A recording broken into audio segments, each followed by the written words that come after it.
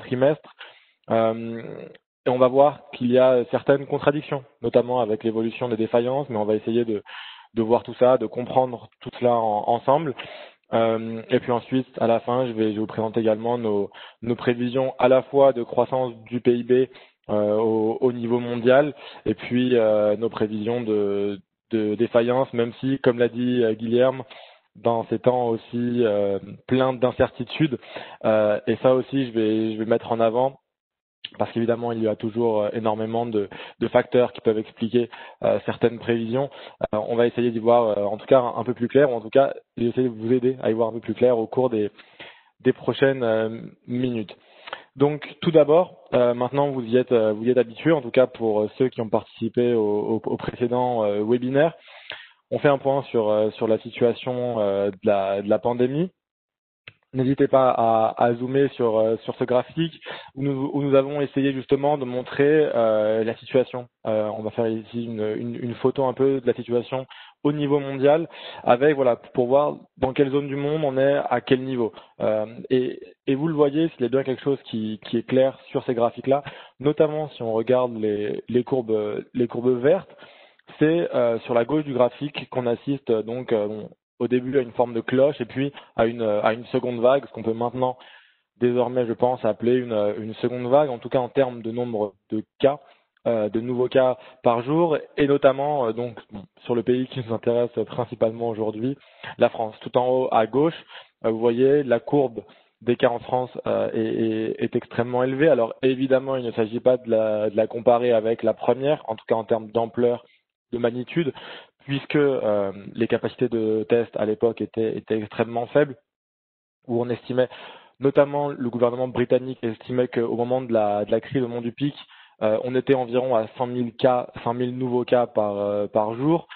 Donc on n'y est pas encore, mais malgré tout, alors voilà, on est à peu près à 15 000 cas, nouveaux cas par jour, en tout cas testés, positifs et déclarés. Donc vous voyez, surtout si on regarde la forme, on a une véritable hausse. C'est également le cas qui est maintenant le nouvel, on va dire, épicentre en Europe, en Espagne. On a certains pays comme l'Allemagne qui s'en sortent toujours un peu mieux que les autres pays, on va se dire, principaux en Europe de l'Ouest. On a l'Italie où pour le moment, vous voyez, la courbe n'est pas vraiment exponentielle, elle reste assez maîtrisée, malgré un nombre de tests tout à fait normal, on va dire. Et puis le Royaume-Uni qui lui aussi voit sa courbe progresser de façon similaire à la France et à l'Espagne, ce qui a en fait expliqué déjà la mise en place de nouvelles mesures dans ces trois pays. On va dire maintenant de plus en plus de façon ciblée. On essaye de cibler les principales zones. Évidemment, c'est souvent dans les capitales, même si au Royaume-Uni, c'est plutôt dans le nord du pays. Il n'y a pas encore, on va dire, de mesures propres à Londres, mais à Madrid, vous l'avez probablement entendu, on a des confinements, on va dire, partiels, ou en tout cas, on ne peut pas sortir de certains quartiers. Et puis en France, vous l'avez évidemment entendu au cours des derniers jours, on a des fermetures de bars, de restaurants dans certaines villes. Les restaurants semblent pour le moment, on va dire, fermés plus tôt, mais en tout cas restent ouverts. On a des salles de sport qui ferment également, des piscines, etc. Donc tout cela pour vous montrer donc cette forme, en tout cas en Europe de l'Ouest, de deuxième vague qui se profile et qui, ce qui nous intéresse ici en termes économiques, pousse les gouvernements à mettre en place de nouvelles mesures restrictives qui vont inévitablement affecter l'activité et casser la dynamique de reprise. On va le voir de façon directe, mais aussi de façon indirecte sur la confiance des agents. Sinon, si vous voyez par exemple sur les graphiques de droite, dans certains pays, et notamment en Amérique du Sud, on est toujours sur la première vague, que ce soit en Argentine, vous voyez au Brésil, on a également le cas de l'Inde en Asie qui est toujours sur une tendance croissante avec des niveaux très élevés, ce qui nous a poussé, et vous le verrez à la fin, à revoir très nettement à la baisse notre prévision de croissance. Mais donc vous voyez, globalement, on est sur dans les pays émergents, dans la plupart des pays émergents, une première vague. En Russie, vous voyez, la première vague ne s'est jamais vraiment terminée. Et puis en Europe de l'Ouest, voilà, on le voit bien, cette seconde vague qui se profile, en tout cas en termes de nombre de cas, même si la grande majorité des épidémiologistes estiment que ce n'est qu'une question de temps avant que les nouveaux cas se transforment en nouveaux décès. La courbe américaine pour finir, donc c'est la troisième en haut à gauche, a une forme un peu particulière parce qu'il y a évidemment une multitude d'États avec au début l'État de New York, notamment le New Jersey, la Californie, qui ont enregistré des pics, puis là-bas ça s'est calmé, puis en fait à ce moment-là, dans les autres États, on a eu des hausses de cas, donc on a beaucoup moins déjà eu des restrictions uniformes, donc on n'a pas eu forcément cette forme de cloche qui est retombée très bas parce qu'on n'a pas eu de confinement à proprement dit sur l'ensemble du territoire, mais voilà, vous voyez, ça repart en nombre de cas et on reste en fait sur un plateau assez élevé. Donc une situation là-bas aussi compliquée. Donc dans la plupart des principales économies mondiales, à l'exception dirons-nous de la Chine, vous voyez, on va dire que les prochains mois s'annoncent encore une fois difficiles. Et donc très rapidement, si l'on regarde l'impact de cette crise, on a déjà désormais donc les chiffres du premier et du deuxième trimestre, où je vous présente ici sur le graphique de gauche la croissance, plutôt la chute en termes trimestriels du PIB. En vert, c'est la croissance trimestrielle aussi du PIB du deuxième trimestre par rapport au premier. Et donc ensuite vous avez la barre bleue rayée qui est la baisse cumulée en fait sur les 6 premiers mois de l'année si on compare par rapport à son niveau, au niveau de PIB de fin 2019. Et vous le voyez donc, on a des chutes absolument inédites. Encore une fois, en France, la plus grosse chute qu'on a eue depuis la Seconde Guerre mondiale, c'était 5% à peu près, entre 5 et 6%, au moment des événements de mai 68. Là, vous voyez, on a eu ça juste sur le premier trimestre.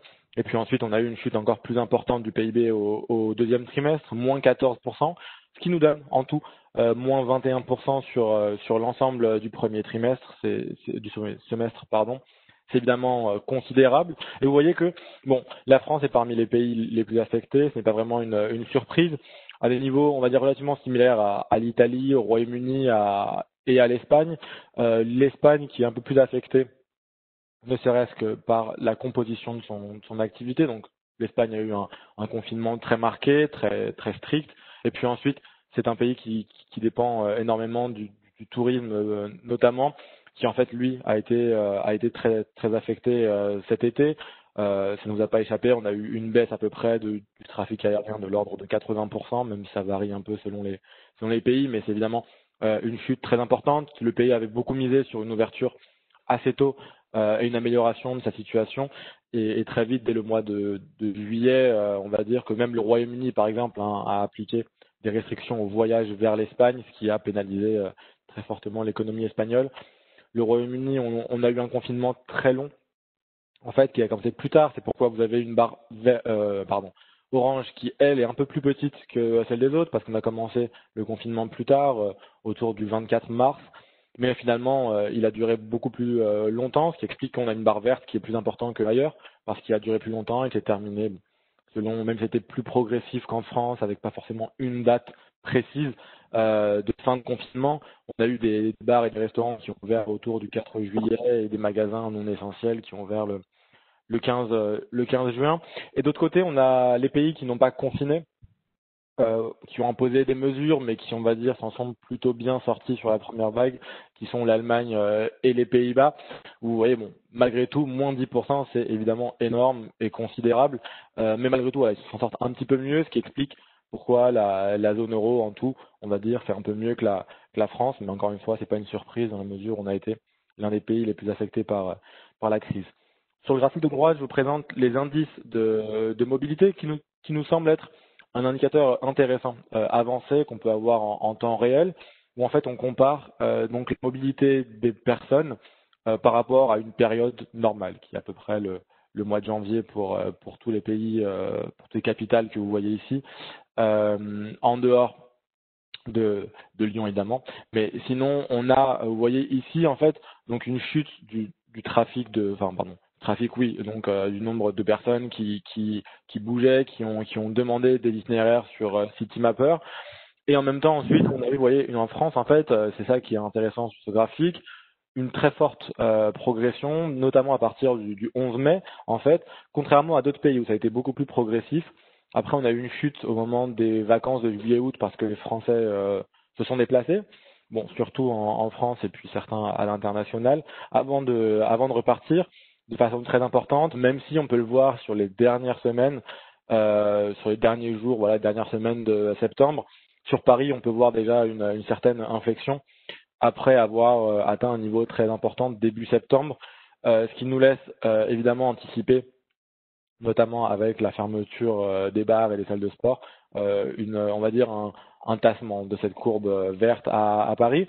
Mais sinon, vous voyez, sur le reste de l'Europe, en fait, ce qui est assez intéressant, c'est qu'on voit que le niveau, malgré évidemment sa hausse par rapport à un moment de confinement, en fait, reste assez inférieur à ce qu'il était en période normale. Donc, on a vraiment une reprise partielle des mouvements et on en déduit donc de l'activité économique dans la mesure où pour aller consommer, les gens souvent se déplacent évidemment, que ce soit pour aller dans les magasins, que ce soit pour aller au restaurant ou dans les bars, même si on a un développement des ventes en ligne.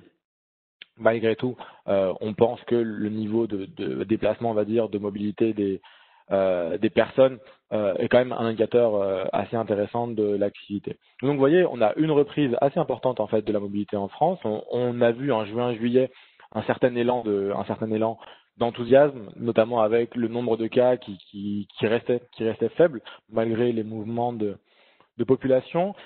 Mais malgré tout, donc on a eu, vous le voyez sur le bas, tout en bas de ce graphique-là, la production industrielle, elle était à peu près, bon, on va dire 30-35% inférieure à son niveau d'avant-crise en avril, donc c'est le point bas. Il a rebondi jusqu'à environ moins 7% par rapport à son niveau d'avant-crise, donc reprise partielle, mais on va dire reprise assez dynamique, dirons-nous. Surtout que on s'est arrêté là sur le dernier point en juillet. Les derniers chiffres devraient sortir vendredi pour le mois d'août. Mais en fait, vous le voyez, ce qui est intéressant ici, c'est de voir qu'on a une reprise qui est en fait très hétérogène selon les secteurs. On a des secteurs qui ont rebondi vite, comme la construction, et on le verra d'ailleurs sur les chiffres d'activité partielle. La construction, vous voyez, ça a été l'un des plus affectés parce que tout simplement les chantiers étaient à l'arrêt. Mais ensuite, à partir du moment où on a autorisé les chantiers à ouvrir, alors on a eu un espèce de rattrapage, on va dire, tout le monde a repris les chantiers qui étaient en cours, et donc on a eu une activité qui, dès le mois de juillet, n'était plus que 5% inférieure à ce qu'elle était avant la crise, alors qu'on a des secteurs qui, eux, restent très affectés. C'est l'automobile et les autres matériels de transport, autrement dit l'aéronautique. Parce qu'évidemment, dans ces secteurs-là, on a continué à produire, même si moins, on a continué à produire pendant la crise. Et en fait, on a eu des stocks d'invendus. Dans l'automobile, on estimait à la sortie du confinement environ 400-500 000 véhicules. Depuis, on a eu une hausse des immatriculations en juin, mais qui ne s'est pas confirmée. Donc en fait, clairement, on reste sur un niveau de production automobile qu'on doit en fait ralentir. Parce qu'encore une fois, il faut d'abord vendre les invendus et donc on devrait avoir des immatriculations en baisse de 20 à 25% sur l'ensemble de l'année 2020. Donc une situation difficile pour le secteur automobile qui reste en fait, on va dire, en activité réduite et ralentie et qui va le rester au cours des prochains mois très probablement. Sur l'aéronautique, la question est évidemment la même parce que on a des compagnies aériennes qui elles, donc je vous l'ai dit, 80% des vols en moins. Et même ces vols-là, pour ceux qui ont voyagé cet été, selon certaines destinations, le vol pouvait être plein, mais dans la plupart des vols, les vols voyageaient quasiment à vide ou peut-être à 20 ou 30% de la capacité. Donc évidemment, ce n'est pas le moment pour les compagnies aériennes d'acheter de nouveaux avions, de passer de nouvelles commandes.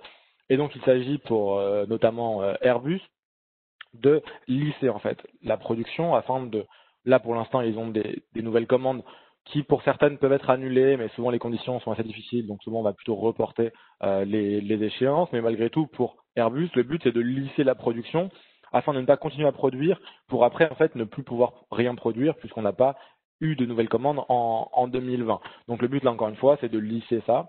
Mais évidemment, le problème pour ces deux secteurs, c'est qu'à partir du moment où on doit lisser la production à un niveau un peu moindre, un niveau on va dire partiel d'activité, alors vous avez des suppressions d'emplois. C'est ce qui a été annoncé déjà chez Air France, plus de 7000.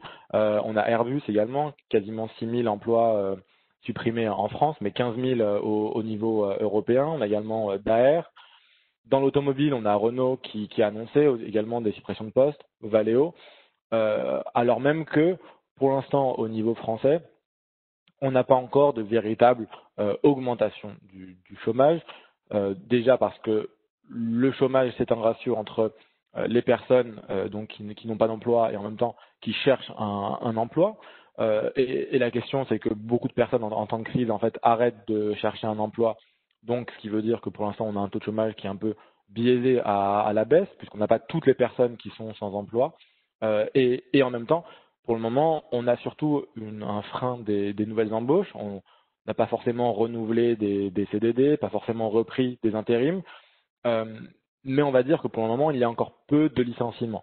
On a seulement, on va dire seulement 65 000 emplois qui devraient être supprimés, concernés par des plans de sauvegarde d'emploi, alors que sur l'année dernière, on était à 20 000. Mais donc, vous voyez, on a une différence de 45 000, mais ce qui est encore très faible par rapport en fait à l'ampleur de la crise. Et ensuite, en fait, si on revient au niveau sectoriel, on a tous les secteurs qui dépendent de l'aéronautique et de l'automobile qui sont affectés, c'est-à-dire les métaux, c'est-à-dire les plastiques qui en fait produisent des débouchés justement pour ces secteurs-là. On a également la chimie, donc une partie produit justement pour l'automobile et l'aéronautique. Et donc vous voyez, eux restent en fait à des niveaux très, on va dire assez bas, moins 15, moins 20% quasiment d'activité par rapport à la normale. Donc vous voyez, des secteurs qui sont très affectés. Sur le secteur de la chimie, mais comme pour tout ce secteur-là, on a parfois des différences un peu à l'intérieur. Sur la chimie, on a à peu près une chute de la production, on va dire du chiffre d'affaires de 10-15% total, mais en fait on a des produits de beauté qui eux ont vu leur production chuter d'environ 25%, mais en même temps les produits d'hygiène ça ne nous aura pas échappé, notamment la production de savon, de gel hydroalcoolique qui elle a quasiment doublé, mais ça ne suffit pas à compenser les mauvaises performances des autres secteurs. Dans le textile, vous voyez, ça reste très négatif et c'est l'un des secteurs qui est les plus affectés. C'était déjà l'un des secteurs surtout au niveau de la distribution, qui était affectée au cours des dernières années, qui était les plus fragiles, avec notamment la baisse de la consommation d'habillement. Et en même temps, donc on avait un niveau, on va dire, des marges de manœuvre plus faibles, et tout de suite, à partir du moment où la crise est arrivée, vous avez eu beaucoup de marques que tout le monde connaît, comme Célio, comme Nafnaf ou comme André, qui sont tombées. Et on le retrouve ici, à partir du moment où on se penche un peu sur, on va dire, sur les mois suivants, parce qu'on a vu là le mois de juillet, vous voyez, en fait, on a donc eu une reprise, mais une reprise déjà hétérogène, et on le voit bien encore sur ce graphique-là, où l'INSEE a estimé des pertes d'activité, et où on voit que les secteurs les plus affectés, hors la construction, qui encore une fois, vous voyez, a bien rebondi sur le troisième trimestre, on devrait atteindre, encore une fois, pas le niveau d'avant-crise, mais malgré tout, on devrait s'en rapprocher. Pour les autres, on reste encore loin, soit dans la production de matériel de transport ou dans les services de transport. Et puis même pour le reste, vous voyez, en fait, on reste toujours, en fait, on stagne après avoir bien rebondi de façon assez mécanique parce qu'on était à un niveau très faible en avril, évidemment. On reste sur des niveaux assez faibles d'activité. On n'a pas encore retrouvé le niveau d'avant-crise.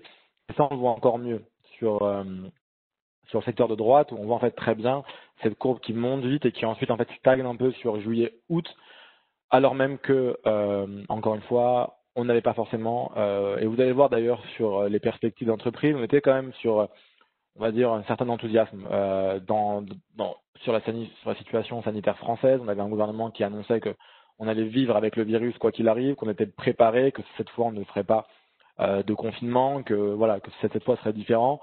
Donc encore une fois, des agents qui avaient plutôt confiance en juin-juillet, probablement au cours des prochains mois, on devrait voir en fait quasiment, même sur certains secteurs, encore une fois en fait repartir à la baisse. On va avoir des secteurs en fait qui vont être affectés de façon très hétérogène, mais encore une fois donc sur le total, on devrait avoir une activité qui reste inférieure en fait à ce qu'elle était avant la crise. Et on le voit très bien ici. Alors d'une part la reprise de l'activité sur le chômage partiel, où on a le nombre de salariés effectivement en activité partielle. On a parfois les chiffres de 13 millions, 12, 13 millions, mais ça en fait ce sont les demandes d'autorisation de chômage partiel. Donc ce sont les entreprises qui, avant d'utiliser le chômage partiel, devaient faire des demandes d'autorisation. Mais vous le voyez en fait, finalement, il y a seulement une partie qui a vraiment utilisé le chômage partiel. Donc 8,6 millions de personnes au plus haut de la crise, au pic de la crise, c'est environ 40% de l'emploi privé et un tiers de l'emploi total. Donc on a à peu près 20 millions d'emplois privés en France et 25 millions en tout. Et en vrai, donc, on a vraiment chuté, on atteint 1,3 million de personnes et encore en fait en équivalent à temps plein, on est à 0,5, donc 500 000, on va dire, emplois à temps plein, puisque à la fois le nombre de personnes a diminué et en même temps on a ces personnes qui sont en activité partielle travaillent quand même plus d'heures. Elles font moins, on va dire, elles ont moins de diminution d'heures. Donc globalement, on voit bien que c'est reparti pour la plupart de l'économie. Mais en fait, si on regarde secteur par secteur, on voit qu'il y en a en fait qui restent toujours affectés. C'est le cas dans l'hébergement et la restauration, parce que encore une fois, ce sont des établissements qui sont affectés par des mesures restrictives, qui l'étaient encore, on va dire, et notamment donc qui dépendaient du tourisme notamment pour l'hébergement, mais aussi pour la restauration dans certaines villes, certains quartiers.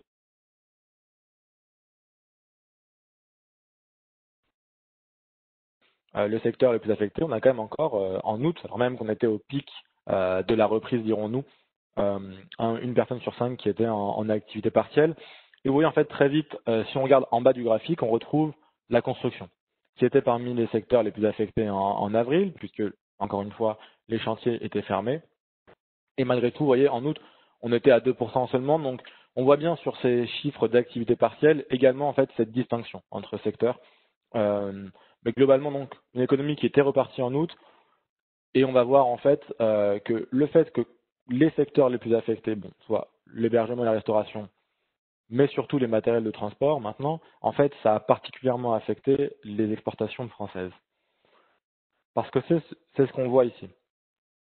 Sur le graphique de gauche, en fait, donc, je vous montre la croissance, ou plutôt la baisse, mais globalement, même en 2019, la croissance des exportations et des importations en glissement annuel, ce qui veut dire qu'on compare sur le premier point juillet 2019 à juillet 2018. Vous voyez, la croissance était là, on va dire, même si on avait eu un ralentissement en fin d'année, parce qu'on avait un ralentissement globalement déjà de la croissance mondiale, on l'annonçait. Également un protectionnisme qui est important. On avait une guerre commerciale Chine-États-Unis qui était toujours présente et qui, on va dire, greffait un peu les échanges mondiaux. On avait également très vite la Chine qui a commencé à souffrir en début d'année, janvier-février, ce qui expliquait en fait très vite une diminution de notre commerce, mais très légère, dirons-nous. Surtout si on compare après. Parce qu'ensuite, vous voyez, en avril, on a eu des exportations qui ont diminué de près de 40% et des importations, bon, également, on va dire 38-39%. Et ce qui est intéressant, c'est de voir que, alors déjà, malgré le fait que l'économie, vous voyez, est plutôt repartie, juin, juillet, on a toujours des exportations qui en fait étaient inférieures à celles de l'année dernière, de moins 20, moins 30%. Donc c'est même pas comme si on était revenu, on n'avait pas forcément rattrapé, mais on s'était dit bon, on va quand même importer de la même façon que l'an dernier. On va pas forcément augmenter par rapport à l'an dernier, mais rattraper, non, ce n'est pas le cas. On reste toujours sur des niveaux bien inférieurs à ce qu'on avait enregistré l'année dernière. Donc on voit une activité à l'international et à l'export plus affectée. On voit que les échanges mondiaux sont plus affectés même que l'activité en elle-même. Encore une fois, le monde entier est affecté. C'est forcément un contexte propice au développement des échanges commerciaux. Et ce qui est intéressant ici aussi, c'est de voir que les exportations ont été plus affectées que les importations. Alors même que, encore une fois, on a très peu consommé pendant le confinement, donc on est très peu investi. On aurait pu se dire que finalement, on allait importer beaucoup moins. C'est le cas, mais en fait, les exportations sont encore plus affectées. Ce qui explique qu'en fait, on a des exportations nettes, un commerce extérieur qui a pesé sur la croissance.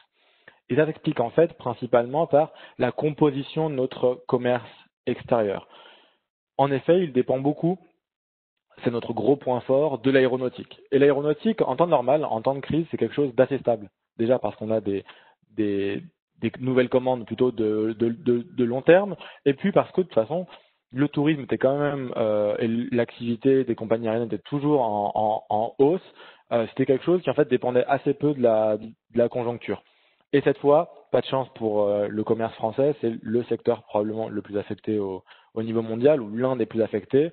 Et vous le voyez, tous nos points forts, en fait, qui ont tiré notre croissance en 2019, c'est-à-dire aéronautique, l'automobile, les boissons également, donc c'est les boissons alcoolisées en réalité, pardon, le vin et le champagne, les cosmétiques également, la maroquinerie, tout ce qui est un peu du luxe en fait, ont tiré nos exportations en 2019. Et cette année, vous voyez, en fait, c'est ce qui tire à la baisse. On n'a que la pharmacie, sans grande surprise, qui est également l'un de nos points forts, qui a un peu tiré les exportations à la hausse, mais de façon évidemment très marginale. En fait, ça n'a pas compensé la chute de tout le reste. Même les boissons, en fait, alors on aurait pu se dire que l'alimentaire ou l'agroalimentaire était un secteur qui se portait plutôt bien, parce qu'encore une fois, ça fait partie des biens de première nécessité, des biens essentiels. Mais en fait, à partir du moment où les bars et les restaurants sont fermés, alors en fait, c'est la plupart des débouchés pour les vins et le champagne qui sont affectés. Au-delà également des droits de douane mis en place par les États-Unis sur le vin français qui est notre premier marché. Donc voilà, en fait, une situation difficile pour l'exportation française, et encore plus parce que la crise dans l'aéronautique est partie pour durer.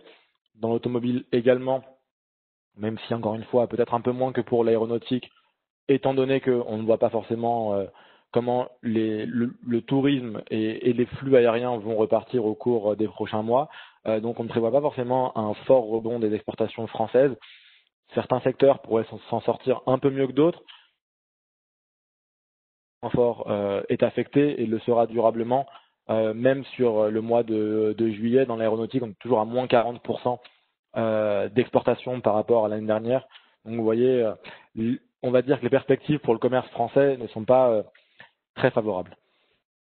Et si maintenant on se penche sur ce qui pourrait en fait tirer la croissance, ou ce qui va déterminer la croissance au cours des prochains trimestres, sans grande surprise, on a l'épargne des ménages. On le disait déjà lors du précédent webinaire, on a les chiffres d'épargne français, et vous le voyez. Alors déjà, le taux d'épargne des Français est élevé, hein. Au niveau mondial, on est à 15% du revenu disponible brut. Par exemple, au Royaume-Uni, on est plutôt autour de 5, aux États-Unis autour de 7 ou 8. Donc une épargne importante, mais qui a été encore plus augmentée là. Alors même que, vous voyez, en fait, on a une perte de pouvoir d'achat. Et oui, parce que même si vous avez eu des mécanismes de chômage partiel qui ont été mis en place et les ménages ont été très protégés au cours de cette crise, et c'est là, en fait, en réalité, la véritable relance de la demande. Lorsqu'on entend parfois certaines critiques sur le plan de relance en disant qu'il n'y a pas forcément de volet sur la demande, en fait, le mécanisme d'activité partielle, de chômage partiel, a énormément en fait augmenté le pouvoir d'achat des ménages, parce qu'en fait, donc leur pouvoir d'achat a diminué, mais en fait, au final, ils ont vu leur consommation à peu près chuter de 20%, ce qui veut dire qu'on a eu une hausse en fait de leur épargne tout simplement. Donc ils ont cette capacité d'épargne, cette capacité à consommer.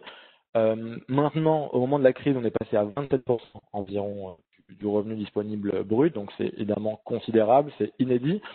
Et la question est dans quelle mesure les Français vont consommer cette épargne, et surtout quand. Ça dépend beaucoup de la confiance des ménages. C'est ce que je vous montre sur le graphique de droite, avec en fait une confiance des ménages qui a stagné. Alors, elle a diminué assez fortement, avril-mai, c'est le point bas que vous voyez. Et puis ensuite, on a eu un rebond au moment justement où on s'est dit, bon, maintenant le confinement est fini, puis on voyait les chiffres plutôt bons en termes sanitaires. Et en fait, finalement, vous voyez, depuis, ça a plutôt stagné. Et encore une fois, les derniers points que vous voyez ici sont ceux de septembre, mais tout comme ce que je vais vous montrer après pour les entreprises, ça date de début septembre. Et donc, probablement, les chiffres d'octobre devraient être plus négatifs, parce qu'encore une fois, en fait, finalement, ce qui était une incertitude, une épée de Damoclès, semble se matérialiser, cette seconde vague, avec peu de perspectives, on va dire, très positives en termes sanitaires jusqu'à la fin de l'hiver. Et donc, mécaniquement, une confiance des ménages qui va rester faible et donc probablement une consommation qui aussi va rester, on va dire, assez limitée dans la mesure où les ménages vont estimer que ce n'est pas forcément le moment de réaliser de gros achats, car pour le moment, certes, le chômage n'a pas forcément progressé, mais on ne sait pas vraiment ce qu'il va en être au cours des prochains mois. Probablement, cette seconde vague, et on verra ensuite, sera fatale pour des entreprises, sera fatale pour certains emplois, et donc mécaniquement, encore une fois, c'est un environnement qui n'est pas forcément porteur pour la consommation des ménages. Et si l'on passe du côté des entreprises, ici je vous montre sur le graphique de gauche les intentions. Alors ici c'est sur les PME et les TPE. C'est une enquête de conjoncture de la BPI France. Vous voyez en fait l'évolution des intentions d'embauche et d'investissement. Alors en avril, vous voyez c'est très négatif. On avait seulement à peine un tiers des projets, moins même 30% environ, des projets qui allaient être maintenus. La plupart allaient être reportés ou annulés. On a vu un certain optimisme juin et début septembre. Alors avec malgré tout plus de la moitié des projets d'investissement qui allaient être reportés ou annulés. Et vous le voyez à droite, en fait, en raison de l'environnement qui est trop incertain. Et on peut le comprendre. C'est bien évidemment la principale raison, que ce soit pour le report ou l'annulation. Et malgré tout, en septembre, voilà, vous voyez, peut-être même en termes d'embauche, 60% finalement qui allait être maintenu. Mais encore une fois, ça date de tout début septembre. À partir du moment où on a cette seconde vague, il y a probablement des secteurs dans lesquels on va pouvoir conserver, on va pouvoir maintenir ces projets d'embauche, mais on devrait en fait voir ce pourcentage diminuer au cours des prochains mois et lors de la prochaine enquête de conjoncture. Et donc mécaniquement, ça veut dire que on va forcément avoir alors de l'investissement en moins, des emplois en moins, donc plus de chômage, et donc ce qui veut dire simplement un potentiel de croissance qui va être limité, un potentiel de rebond qui va être limité au cours des prochains mois, voire des prochains trimestres. Et si on regarde la situation de l'entreprise en fait sous le prisme des défaillances, bizarrement, pour le moment, on a une chute des défaillances. Vous voyez sur le graphique de gauche. Pourtant, déjà en 2019, on était à des niveaux très bas. On avait une très bonne année de 2019 en termes de défaillances. Vous voyez en dessous des courbes des années précédentes. Et 2020, vous voyez avril, mai, juin, juillet, août, on est à peu près à moins 40% de défaillance par rapport au même mois en 2019 pour plusieurs raisons. La première, c'est déjà que entre le 12 mars et le 23 août inclus, les entreprises n'étaient pas obligées de se déclarer en défaillance, d'ouvrir une procédure de défaillance après une cessation de paiement. En temps normal, s'il y a une cessation de paiement, vous êtes obligé d'ouvrir une procédure de défaillance dans les 45 jours. Cette obligation était suspendue pendant la crise, dirons-nous, jusqu'au 23 août inclus. Et donc, à partir du 24 août, les entreprises qui étaient en cessation de paiement, à ce moment-là, sont obligées désormais de se déclarer en procédure de défaillance. Mais malgré tout, donc vous voyez, sur le mois d'août, pas forcément de hausse non plus, pas forcément de fort rebond sur la fin du mois. Malgré tout, on pense qu'il devrait avoir un rebond, mais pas forcément extraordinaire au mois de septembre, parce que déjà les entreprises ont jusqu'à début octobre, si vous comptez 45 jours à partir du 23 août, mais aussi parce qu'en fait, il y a tous les autres dispositifs de soutien du gouvernement qui ont fonctionné, on va dire, jusqu'à présent, qui ont permis de maintenir les entreprises à flot, on va dire, de les maintenir dans un coma artificiel. C'est le cas notamment donc du PGE, ce sont les prêts garantis par l'État. On a déjà environ 120 milliards d'euros qui ont été octroyés par les banques, donc avec une garantie de l'État pour la plupart de ces prêts de 90%, même si après ça baisse à 80 et 70% avec la taille de l'entreprise.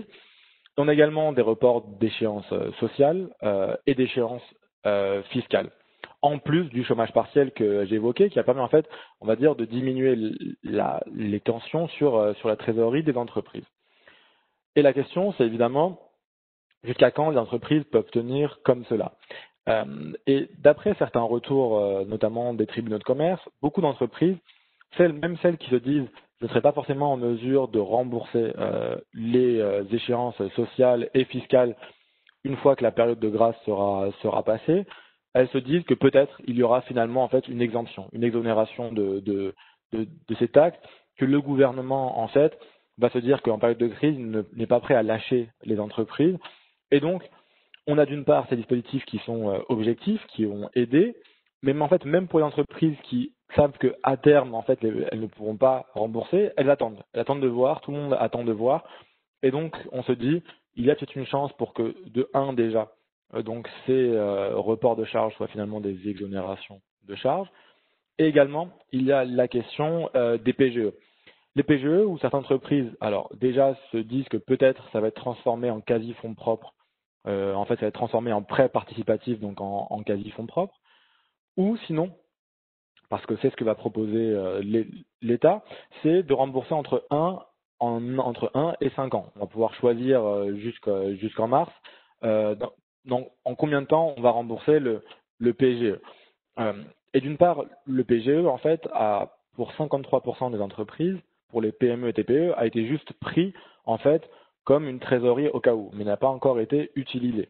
Donc, on va dire que pour ces entreprises-là, elles vont pouvoir le rembourser facilement, mais pour les autres, vous le voyez, en fait, il y en a très peu, il y a seulement 1 sur 5 qui pense qu'elle va, en tout cas, qui envisage de le rembourser intégralement en 2021. Pour les autres, la plupart vont en fait essayer on va dire, de lisser ces échelonnements sur les prochaines années, avec des taux préférentiels entre 1 et 2,5% selon la durée.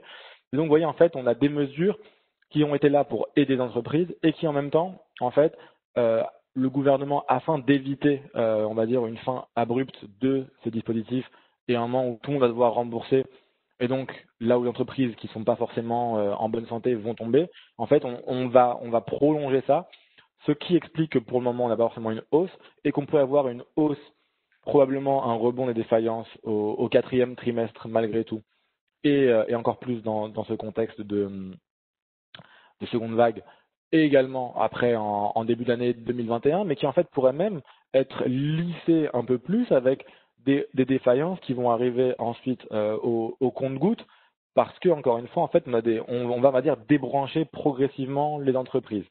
On va essayer en tout cas celles qui sont viables ou le plus possible, on va essayer en fait de les faire tenir le plus longtemps possible et de lisser, on va dire, le choc sur ces entreprises. Ce qui va peut-être permettre à certaines d'entre elles de ne pas entrer en défaillance, mais qui en fait va, on va dire, diminuer pendant longtemps leur capacité à la fois à investir et à embaucher de nouvelles personnes, parce qu'elles vont devoir rembourser sur le long terme tous ces dispositifs qui ont été mis en place actuellement. Donc, vous le voyez, pour le moment, on va dire, il ne se passe pas grand-chose du côté des défaillances, mais on va dire, on pense qu'il va y avoir une hausse à venir qui pourrait s'étaler sur plusieurs mois, voire plusieurs trimestres. Ici, je vous présente donc le prévision de croissance. Globalement, au niveau mondial, elle n'a pas vraiment changé, vous le voyez, on reste sur quelque chose de très négatif, bien plus négatif qu'en 2009, moins 4,8%, c'est la plus forte diminution depuis la Seconde Guerre mondiale. On va avoir un rebond en 2021, mais qui ne permettra pas, même pas au niveau mondial, de retrouver le niveau 2019. Et surtout, si vous regardez à droite, sur les prévisions de croissance, elles sont très hétérogènes. On a l'Europe de l'Ouest qui est particulièrement affectée, l'Espagne, l'Italie, la France et le Royaume-Uni, moins 10, moins 11, moins 12%. Il faudra voir évidemment l'impact de cette seconde vague, si d'autres mesures plus importantes sont mises en place. Mais quoi qu'il arrive, dans la mesure où on est déjà en fin d'année, si mesure il y a et si baisse de l'activité il y a en fin d'année, ça va en fait plus peser sur l'année 2021. Et vous le voyez, malgré ça, en fait, on a un rebond en 2021, mais qui va rester partiel. On est à 7,5% en France, donc c'est élevé, mais malgré tout, vous voyez, on reste encore loin du niveau de 2020. Et il faudra probablement attendre 2022 pour retrouver le niveau d'avant-crise. C'est le cas dans toutes les principales économies européennes. Et vous voyez, des pays comme la Suisse ou l'Allemagne qui s'en sont mieux sortis pour le moment sur la première vague, qui semblent encore mieux s'en sortir sur la seconde vague. et donc qui devraient voir leur PIB chuter malgré tout, mais quand même de façon moins importante en Europe de l'Ouest.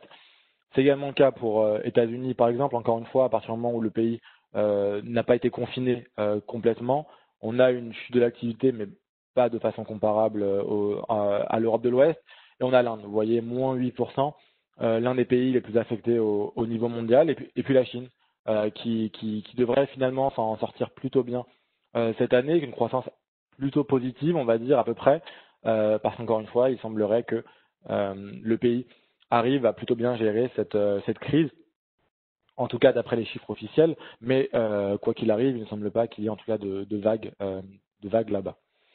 Et si on regarde pour finir, afin de laisser du temps pour vos questions, notre prévision de défaillance, alors encore une fois, on les a faites pour 2021 et on a très bien fait parce que encore une fois, vous voyez, l'année 2020 est très atypique. On a des chiffres qui ne sont pas du tout en lien avec l'activité parce qu'on a des mesures mises en place par les gouvernements euh, qui déjà étaient difficiles à prévoir et surtout en fait dont la date d'expiration est difficile à prévoir. Encore une fois, en France, ça a finalement été prolongé jusqu'au 23 août. On a des dispositifs de chômage partiel qui sont également qui finalement ont été prolongés dans certains secteurs totalement financés par l'État, dans les secteurs les plus affectés. On a des réformes des défaillances temporaires qui ont été prolongées jusqu'à la fin de l'année en Allemagne, en Espagne également et au Royaume-Uni. Donc, encore une fois, si vague il y a, je voudrais vraiment intervenir en fin d'année et début d'année prochaine. Et donc, vous voyez nos prévisions de défaillance pour 2021 par rapport à 2019. Avec la France, vous voyez, plus de 16%, alors même que, vous voyez, pour l'instant, on est sur une baisse de 30% sur le début de l'année 2020. Ça veut dire que d'ici 2021, on va avoir une très forte hausse. Et puis, on a des pays qui sont particulièrement affectés, États-Unis, Royaume-Uni, parce que ce sont des pays où les défaillances réagissent plus vite à l'activité. On a des pays comme Hong Kong où ça fait 2 ans de suite qu'on a une crise économique, donc ça devrait aussi augmenter très, très fortement. Et ensuite, on a des pays qui ressemblent un peu à la France, notamment l'Espagne et l'Allemagne moins affectés, qui devraient avoir des hausses, mais des hausses un peu moins marquées que d'autres pays, avec une hausse au niveau mondial, vous voyez, de l'ordre de 32%, c'est à peu près le niveau de 2019, en raison de l'ampleur du choc, mais en fait qui est un peu atténué par les mesures qui ont été prises par les gouvernements à ce moment-là. Merci beaucoup pour votre attention et voilà, je suis à votre disposition pour toute question. Alors, merci Bruno. Je rappelle que vous avez la possibilité de poser des questions sous 3 formes, soit dans le chat, soit dans le Q&A que vous trouvez sur la partie droite de votre écran, soit, si vous le souhaitez, vous pouvez également prendre la parole en levant votre main, il y a une petite main qui va se trouver à côté de votre nom. Je crois, Bruno, que nous avons une première question qui est: quels sont les retards de paiement constatés?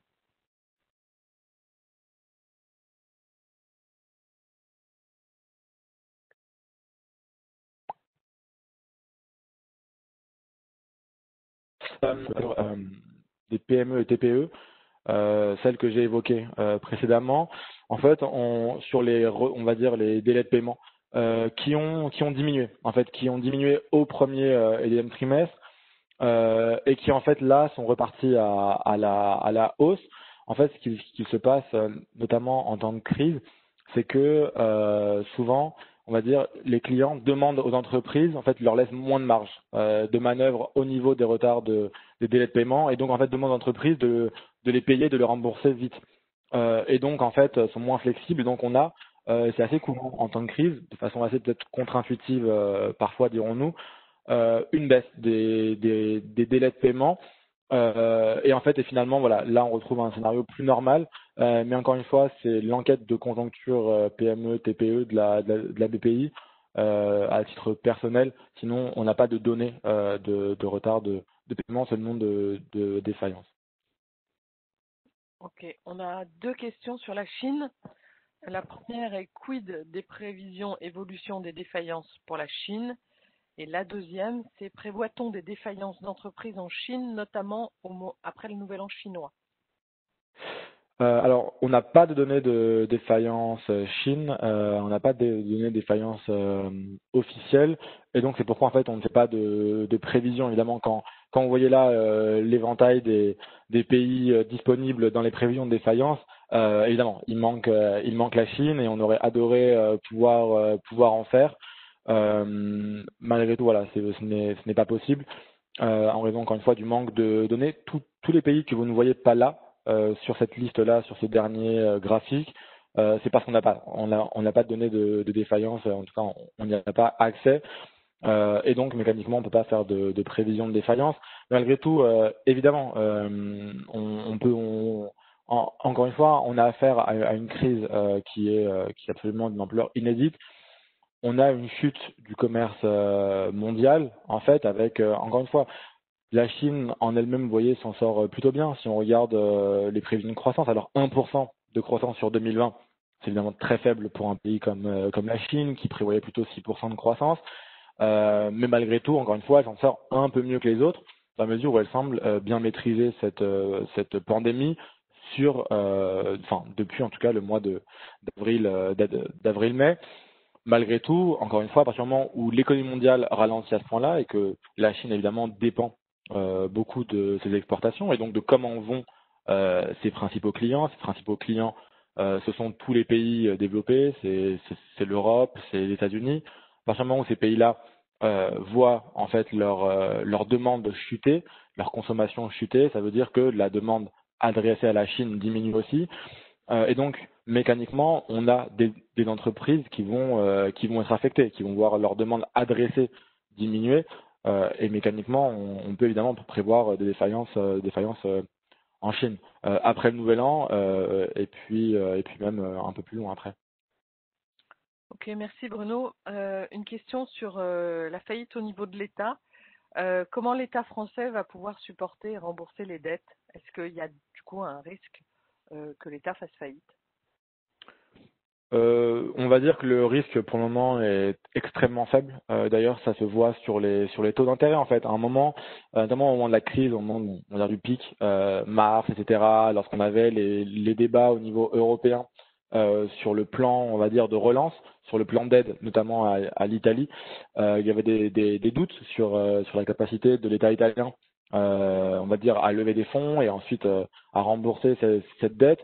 À partir du moment où l'Europe a montré qu'elle était prête à tout déjà pour sauver l'Italie au cas où, et en même temps en fait du coup à émettre de la dette, on va dire en commun, et donc à prendre en fait le risque de l'Italie ou même des pays les plus risqués, parce qu'évidemment à partir du moment où l'Allemagne se porte garante de la dette européenne, alors vous avez les taux allemands en fait qui vont s'appliquer à la dette européenne, les taux qui sont très bas.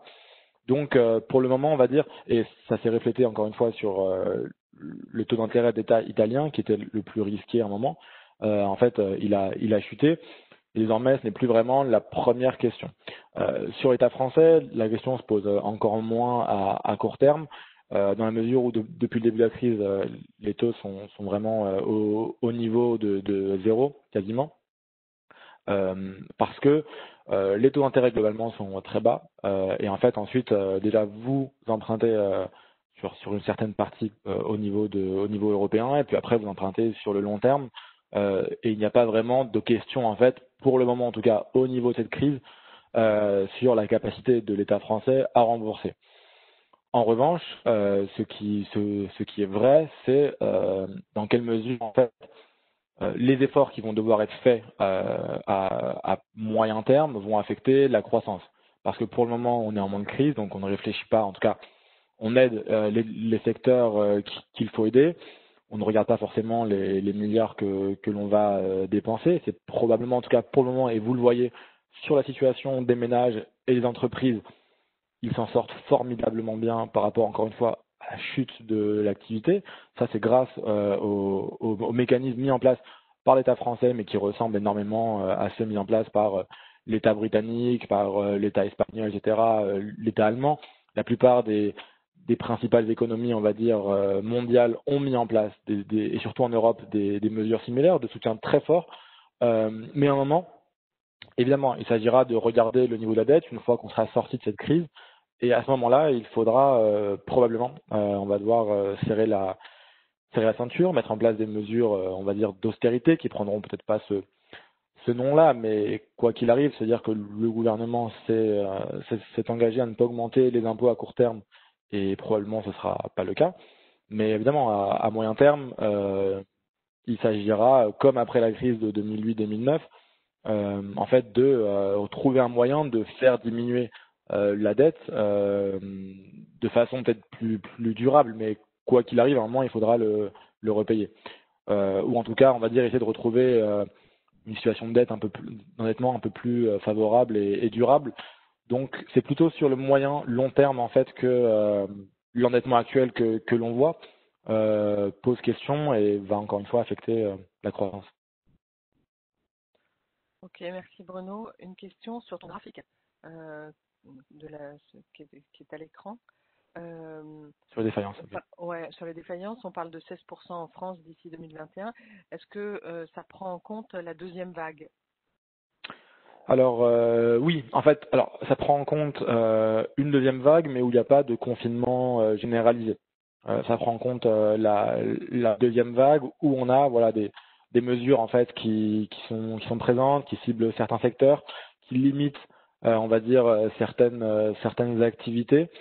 Donc oui, on va dire que dès le mois de juin en fait on se disait euh, on ne pensait pas qu'il y aurait voilà un deuxième confinement généralisé. Maintenant, comme d'ailleurs la position du gouvernement a évolué à ce sujet-là au cours des 2-3 dernières semaines, on voit que ça peut aller très vite.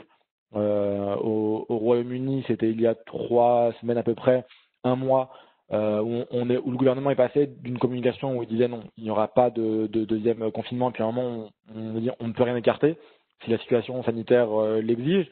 En France, on voit qu'on va aussi vers ce discours-là. Donc on ne peut pas l'écarter, ça reste toujours pas notre scénario principal. Donc on va plutôt vers encore une fois des mesures qui restent jusqu'à la fin de l'hiver, jusqu'à un potentiel vaccin, on va dire. Et donc ça veut dire voilà, on ne prévoyait pas en tout cas, on ne prévoit pas un rebond de l'activité jusqu'au niveau d'avant crise, mais pas forcément non plus de confinement. Donc on est sur là le plus 16%, c'est sur un entre-deux. Voilà, un virus qui reste là et qui contraint le gouvernement à mettre en place des mesures ciblées. Ok. Une autre question sur disposez-vous d'une visibilité sectorielle de ces défaillances? Alors non, on ne fait pas de prévision de défaillance sectorielle. Alors déjà, c'est effectivement, et encore plus en temps de crise, difficile de faire une prévision de défaillance au niveau France. Si là, vraiment par secteur, c'est évidemment, on va dire, euh, pas forcément extrêmement scientifique et rigoureux, donc ce serait extrêmement difficile. Mais malgré tout, alors, sans grande surprise, on devrait en fait retrouver dans les principales défaillances. Alors, déjà, vous avez le gros des défaillances qui est réalisé par ce qu'on appelle bon, la construction qui semble aller plutôt bien et il faudra voir comment le secteur va évoluer, notamment, encore une fois, tant que le secteur peut travailler, ça devrait aller, même si en termes d'investissement immobilier, les ménages et les entreprises seront peut-être, on va dire, refroidis par cette incertitude. Mais après, on a surtout les services aux particuliers, où en fait dedans, bon, on regroupe tout ce qui est donc services particuliers, mais aussi restauration, hôtellerie, hébergement, etc. Où là, on devrait avoir un nombre très important de défaillances. Sans grande surprise, ce sont les secteurs les plus affectés par cette crise qui devraient voir les nombres de défaillances progresser. On a le secteur automobile, on a le secteur de l'aéronautique, donc des matériaux de transport, on a le secteur du transport, des services de transport qui devraient aussi voir des défaillances augmenter, dans le commerce également. Donc voilà, à peu près, on va dire, les secteurs n'ont pas donné de données chiffrées. Sincèrement, ce serait un peu trop ambitieux de notre part. Mais encore une fois, de façon assez logique, on devrait voir dans les secteurs les plus affectés une hausse de défaillance plus marquée que dans d'autres. Ok. On va prendre une dernière question. Certains pays vont-ils restructurer leur industrie pour ne plus importer et pour ne plus être dépendants de pays tiers, ce qui ferait chuter les exportations françaises? Est-ce que tu penses que c'est possible? Alors, c'est l'ambition de certains pays, dont la France en fait. C'est l'ambition, on va dire, de maintenant, en tout cas, ce qui est annoncé, en fait, à partir du moment où on a eu une crise, notamment sur les masques, sur certains produits, on s'est rendu compte qu'on dépendait d'autres pays, que c'était évidemment risqué de dépendre d'un seul pays, notamment de la Chine. Donc les pays cherchent, on va dire, à relocaliser, mais surtout, en fait, probablement à se diversifier. Euh, Après qu'on ait dit ça, pour le moment sur la France, par exemple, donc on a des annonces, on se dit ah effectivement on s'en est rendu compte, donc cette fois il faut relocaliser, mais au final sur les emplois créés au deuxième trimestre, on a seulement 2% qui représentaient des relocalisations, donc c'est très faible. Et au final, en fait, au-delà du discours de on veut relocaliser, on va toujours conserver cette notion de coût, cette notion de logistique, cette notion de capital humain qu'il faut avoir pour relocaliser une industrie. Et les entreprises, en fait, alors les États vont essayer encore une fois de rendre ça plus viable, de diminuer certains impôts à la production comme en France, et d'inciter les entreprises, en tout cas sur lesquelles on peut avoir un certain levier, d'inciter à revenir. Mais en fait, au final, les entreprises vont quand même choisir encore une fois d'aller dans les pays où elles ont intérêt à produire, où il y a des avantages. Alors peut-être qu'on va produire de façon plus locale, mais en fait de façon peut-être plus proche. Certaines productions qui sont en Chine, on va peut-être essayer de les rapatrier en Europe de l'Est, peut-être, parce que c'est un peu plus proche, c'est plus simple. Au cas où il y a une crise, peut-être que voilà, ce sera plus facile de s'approvisionner. Mais on pense plutôt qu'il va y avoir une diversification on va dire, des échanges, etc., plutôt que des relocalisations massives. Parce qu'encore une fois, on va dire, les explications et ce qui va en fait entraîner les décisions d'entreprise, ça va encore une fois être quasiment les mêmes critères de décision que autrefois. Une fois qu'on a dit ça, les exportations françaises vont être affectées. Peut-être, mais en fait, sur l'aéronautique, par exemple, en fait, encore une fois, Airbus va continuer à produire en Europe de l'Ouest. On reste sur l'Allemagne, France, un peu Espagne et Royaume-Uni. On va garder sur l'automobile. C'était de toute façon déjà effectivement une tendance où on avait une diminution de nos exportations, en tout cas qui avait du mal à progresser, mais ça n'a pas forcément changé énormément. La France essaye de conserver certaines usines en France et de relancer ce secteur-là. Et ensuite, sur tout ce qui est cosmétique, etc., ce sont quand même des produits sur lesquels la France, et tout ce qui est luxe en fait, produits sur lesquels la France est forte, et sur lesquels la France a quand même, on va dire, des compétences qui sont quasiment uniques. Et c'est l'avantage là, encore une fois, de produire des biens à très haute valeur ajoutée, mais c'est aussi le cas pour le vin ou le champagne, la maroquinerie, etc. C'est qu'en fait, vous avez quand même des compétences qui sont quasiment uniques. Donc, difficilement, on va avoir des relocalisations massives de ces produits-là, en fait, dans d'autres pays. Donc, on va dire, on peut avoir certains phénomènes de relocalisation, mais qui va en fait aller dans cette tendance un peu plus protectionniste des derniers mois, derniers trimestres, mais on ne prévoit pas en fait de relocalisation massive qui affecterait durablement les exportations françaises. C'est plutôt la conjoncture mondiale en fait, et voilà, et certains secteurs qui sont plus affectés que d'autres qui pénalisent le commerce français. Oui, merci Bruno. Malheureusement, on arrive à la fin de ce webinaire. Nous avons encore quelques questions auxquelles nous n'avons pas pu répondre. Et nous allons diffuser les supports de la présentation, comme ça vous pourrez regarder de plus près. Et je vous invite également à vérifier sur notre site internet la publication récente de notre baromètre de risque pays et secteurs du troisième trimestre 2020 et de suivre aussi la publication de nos résultats au troisième trimestre qui sera pour bientôt. Et nous pourrons vous apporter aussi quelques réponses sur les positionnements de COFAS et au milieu de cette crise. Et bien sûr, je vous donne rendez-vous au prochain webinaire. Vous recevrez l'invitation, comme d'habitude, pour faire un point dans les prochaines semaines sur l'évolution de la situation. Merci encore à tous. Vous étiez très, très nombreux et je vous souhaite une très bonne journée. Au revoir. Merci à tous. Bonne journée à tous.